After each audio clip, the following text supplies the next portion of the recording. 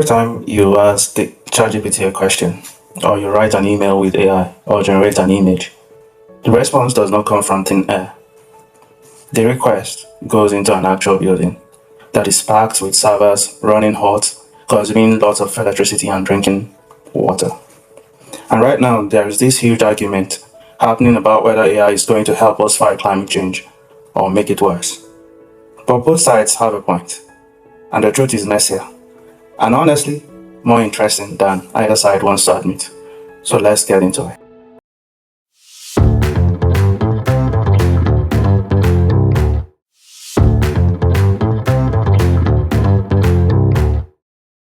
Data centers are not new, but existed since the dawn of the internet. For most of the 2010s, the internet exploded, but data center energy use barely moved. Data centers in 2018 used about as much electricity as they did in 2010, plus just 6%, even though the actual number of servers running had grown by more than 5 times. But why is this? Well, the short answer is efficiency. Bigger, smarter data centers, better cooling, less waste. But basically, the tech industry figured out how to do way more with barely any extra power, which was a genuine success story. However, training and running huge models need completely different hardware. Specialized chips running flat out 24/7, generating way more heat than a normal server. In 2025 alone, electricity use at data centers built specifically for AI jumped by about 50% in a single year. It is projected that global data center electricity use could more than double by 2030. So the real question is, how bad is this situation? Let's look at the case against AI first.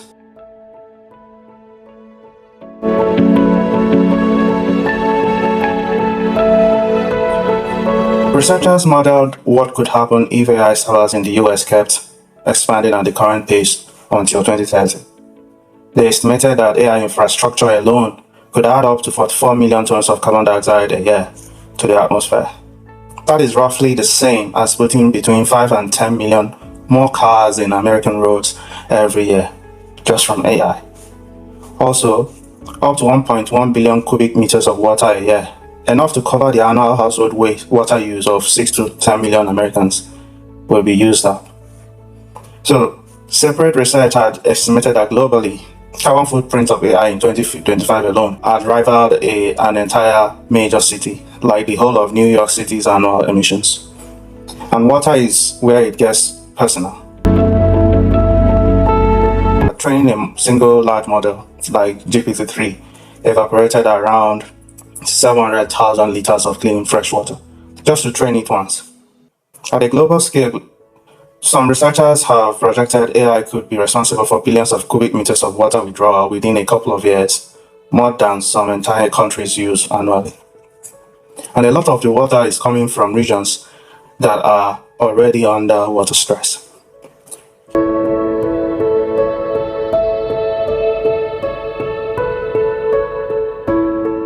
You think, well, chips get more efficient every year, so this should sort itself out. Except that researchers have flagged something called the Jevons Paradox. This is an idea from the 1800s, when coal engines got more efficient. So instead of using less coal, people just built way more engines. Same thing might be happening with AI. Cheaper AI doesn't mean less total energy use, but more people using AI for more things, more often. Efficiency gains basically gets eaten alive by demand. So that's the pessimist case, and it's a strong one, but it's not the whole picture.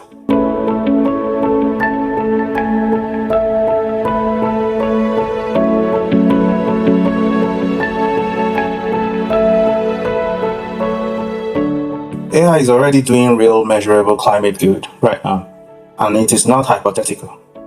An example is the Google Flood Hub, which started as a small pilot in India back in 2018. But today, it forecasts floods up to 5 days in advance in over 80 countries. It's credited with giving hundreds of millions of people, many in places with no other early warning system, a heads up before disaster hits. DeepMind, Google's AI lab built a system that predicts wind power output a day in advance.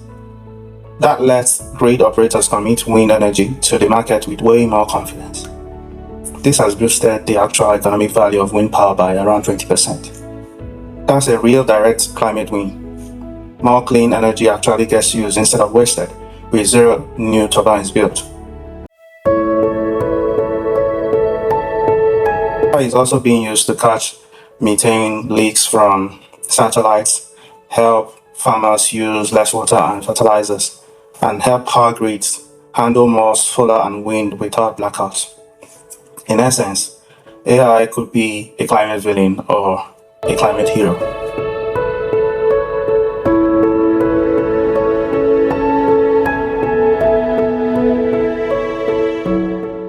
Honestly, it could be both at the same time in different buildings run by different companies with widely different levels of honesty about what's really going on. Which brings us to the actual problem.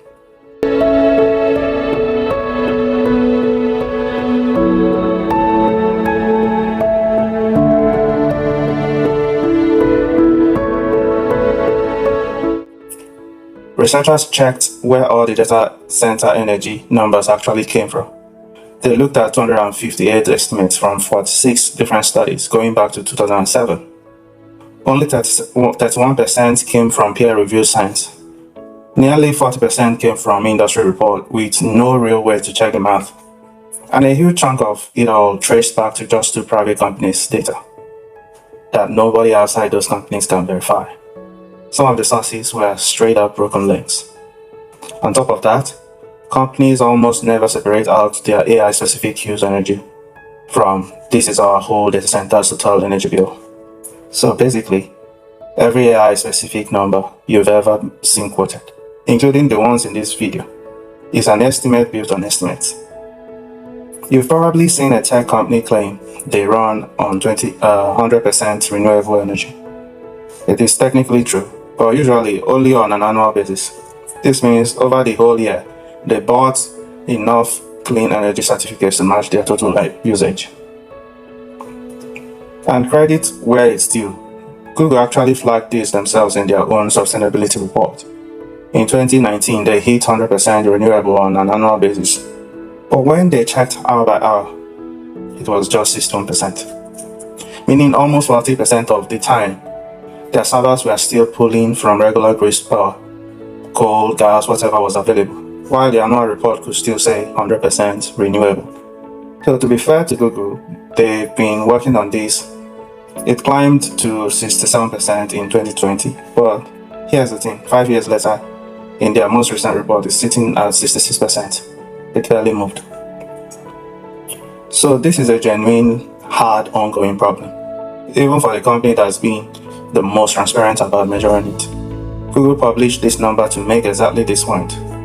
But it shows how a completely accurate sounding claim like 100% renewable can still have a pretty big gap underneath it.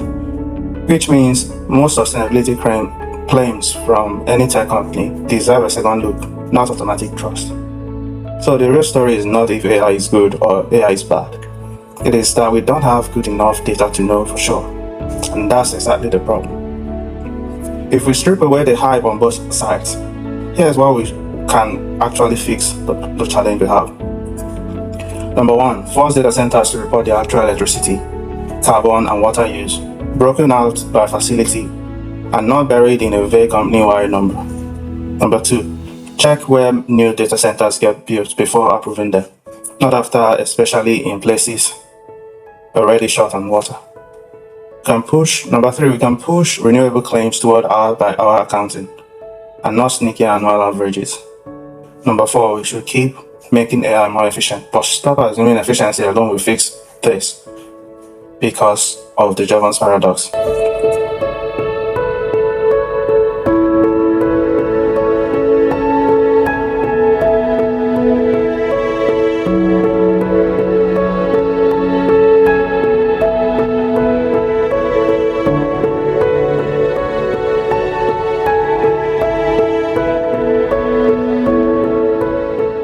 Prioritize the AI applications doing real climate good.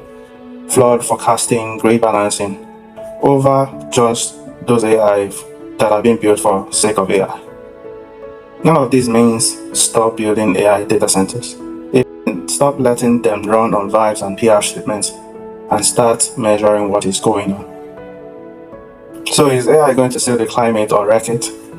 Based on everything we just gone through, it's going to do both at once.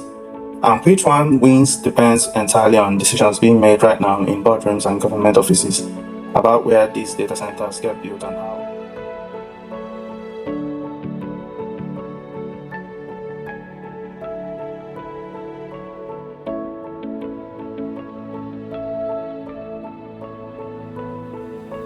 I would like to hear your opinion in the comments, and please like this video and subscribe for more.